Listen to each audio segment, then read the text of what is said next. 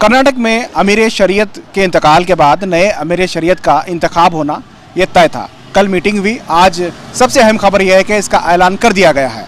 अब अमीर शरीयत की जगह पे एक कमेटी बनाई गई है जो कि उबूरी कमेटी होगी, टेम्पररी कमेटी होगी, जिसमें 3 लोगों का इंतखाब किया गया है।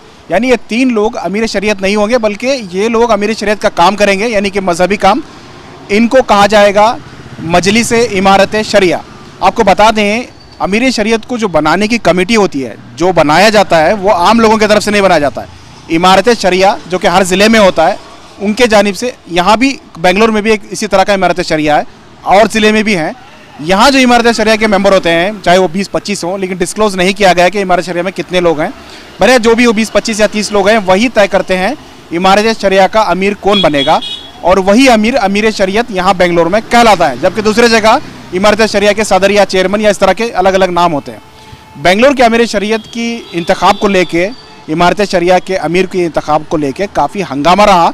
आज काफ़ी हंगामे में यह ऐलान किया गया कि इस वक्त टेम्पररी उबूरी कमेटी बनाई गई है, जिसे मजलिस इमारत शरिया कहा जाएगा, जिसमें मौलाना मुफ्ती इमरान मकसूद जो जामिया मस्जिद सिटी मार्केट के खतीब व इमाम हैं वो रहेंगे, मुफ्ती शुएबुल्लाह रहेंगे और मुफ्ती इफ्तिखार कासमी साहब रहेंगे। ये 3 लोग इमारत शरिया के मजलिस में होंगे। मजलिस इमारत शरिया इनको कहा जाएगा और यही लोग अमीर शरीयत का जो काम है वो तीनों मिलकर करेंगे।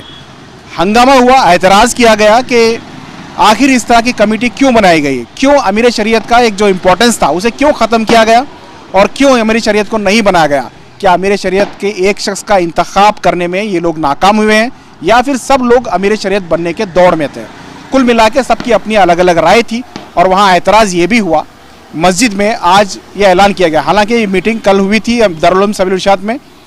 मीटिंग होने के बाद ये फैसला लीक आउट हो गया, यानी कि लोगों को पता चला कि इस तरह की कमेटी बनाई गई है, अखबार में भी छप गया। उसके बाद हंगामा हुआ। आज मगरिब के बाद इस ऐलान के लिए दावत दी गई थी, बहुत सारे उलमा उसमें शामिल हुए थे। हंगामे में यह ऐलान किया गया। ऐलान करते ही लोगों में नाराज़गी पैदा हुई, एतराज़ किया गया और बहुत ही अफसोस की खबर है कि उलमा इकराम में, समाजी कारकुनान में, जो कि बड़े लोग हैं, ऐसे लोग जो हैं इस तरह से लड़ पड़े कि बहुत ही अफसोस हुआ। वो फुटेज हमारे पास है लेकिन हम नहीं दिखा रहे हैं, क्योंकि उलमा इकराम ने गुजारिश की है कि इस तरह के फुटेज को न दिखाएं ताकि बदनामी न हो। लेकिन बताना भी ज़रूरी है, चाहे वो कुछ भी हो, लेकिन आपको हकीकत मालूम होनी चाहिए कि फ़िल वक्त जो ऐलान किया गया है उसमें बहुत सारे लोगों ने एतराज़ किया कि क्यों अमीर शरीयत को नहीं बनाया गया, क्यों इस तरह की कमेटी बनाई गई, या फिर कुछ लोग क्यों फ़लाँ शख्स को लिया गया, क्यों फ़लाँ शख्स को नहीं लिया गया। बस सबसे बड़ा ऑब्जेक्शन था दारुल उलूम